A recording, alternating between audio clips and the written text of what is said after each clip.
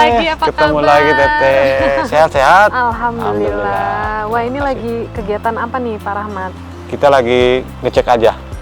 Ngecek ke kesehatan tumbuhannya. Perawatan seperti biasa ya. Cek-cek takut adanya serangan ulat, penyakit. Pas banget nih kita lagi ada di greenhouse ya di Arista Montana. Betul.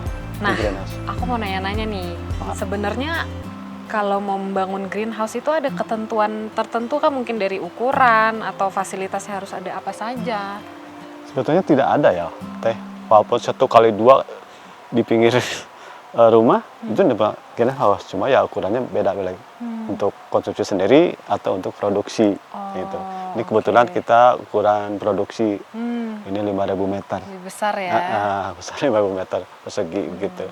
Ini ketinggiannya sekitar 6 meter. Sebenarnya kalau sistem penanaman di greenhouse, mungkin irigasinya dan lain sebagainya itu seperti apa sih? Irigasi salah satu faktor yang wajib harus ada. Soalnya di GH itu tidak ada curah hujan yang masuk langsung. Jadi dilindungi oleh plastik. Salah satunya itu adalah saluran irigasi harus sempurna, sesempurna mungkin harus sempurna. Jadi artinya sempurna itu kalau misalkan kita mau melakukan kegiatan penyiraman itu harus sempurna betul. Kebutuhan tanah akan air, kebutuhan air untuk tanaman itu harus mencukupi. Harus terpenuhi ya? Terpenuhi cukup gitu. Tapi hati-hati jangan terlalu menyiram itu, jangan terlalu basah. Karena kan di sini jadi efeknya itu akan lembab tinggi di suhunya jadi meningkat. Karena tertutup seperti ini akan lebih lembab pasti. Akan lebih lembab gitu. Nanti kecenderungan penyakit itu akan lebih tinggi. Sistem penyiramannya di sini seperti apa? Apakah manual atau ada alat tertentu? Manual dan sistem irigasi sprinkler. Sprinkler itu di sprinkler ya.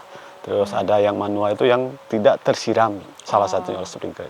Jadi yang manual ada, kita deketin yang tidak kira-kiranya tidak tersiram oleh irigasi sprinkler. Kita irigasi sprinkler berpindah. Jadi tidak tetap dibikin instalasi, jadi kita bikin instalasi utama, tapi kita pakai ada instalasi luar, instalasi tersiernya nyambung begitu. Tapi irigasi sprinklernya kita bisa dipindah-pindah begitu. Ini kebutuhan ini sudah cukup kita pindah. Jadi itu bisa dipindah-pindah ya? Dipindah-pindah irigasi sprinklernya. Nah, mungkin kita balik ke basic dulu nih. Sebenarnya fungsi utama GH itu untuk apa sih, dan jenis-jenis tanaman apa yang ditanam di GH dan kenapa ditanamnya di GH? Baik, salah satu yang utama adalah menciptakan iklim mikro. Iklim mikro itu iklim kita buat di teknik biologis biar mencukupi kebutuhan suhu di dalam GH itu. Yang keduanya, karena sini curah hujan tinggi, melindungi dari cipratan hujan secara langsung. Yang ketiganya, melindungi serangan hama dari luar. Salah satunya itu. Kita kan pakai insect net juga, jadi diharapkan dengan itu kita melindungi hama-hama yang sifatnya akan menyerang langsung. Nah, jenis-jenis tanaman yang memang tidak kuat curah hujan berarti yang ditanam di sini seperti apa ya? Contohnya, mungkin yang ditanam di sini nih ada jenis bayam-bayaman ya? Caisim, ada brokoli di sini tuh. Ini ada bayam. Yang di sini curah hujan tinggi, bayam tidak kuat ditanam di luar, walaupun bisa ditanam, tapi dia pada saat musim kemarau bisa kita tanam di luar optimal. Terus yang keduanya horenso, sangat rentan sekali tidak bisa ditanam di luar. Di sini terutama. Terus seledri tidak bisa ditanam di luar. Ada beberapa juga brokoli. Brokoli juga sangat rentan terhadap serangan yang ulat Plutella. Kita diutamakan kita tanam di sini. Kale kita tanam di dalam GH ya. GH. Itu salah satunya mencegah serangan hama yang masif. Banyak gitu. Ngomong-ngomong soal hama, kalau di GH itu cara mengontrol hamanya seperti apa? Sama, kita secara biologis, fisik dan mekanik. Secara biologi kita lihat, kita fisiknya kita lihat, kita mekanik kita putus, ambil secara biologis. Diambil ya, langsung gitu. Itu salah satu. Yang keduanya kita pencegahan. Ada pencegahan kita yang pakai sanitasi tanah. Kita pakai trichoderma. Dari sisi tular tanah, penyakit tular tanah itu kita cegah dengan trichoderma. Terus yang untuk yang serangan ulat segala macam kita ada tungeriensis. Tungeriensis juga sama. Terus ada juga dari larutan-larutan cabai, bawang. Iya. Nah itu. Yang tidak disukai hama. Tidak disukai hama. Tembakau, larutan berupa larutan itu. Oke. Nah, apakah penanaman di greenhouse itu akan lebih optimal ketimbang kita tanam di luar? Kalaupun memang di luar misalnya lagi kemarau juga, tidak ada curah hujan yang lebat, apakah bisa lebih optimal jika kita hanya tanam di greenhouse saja?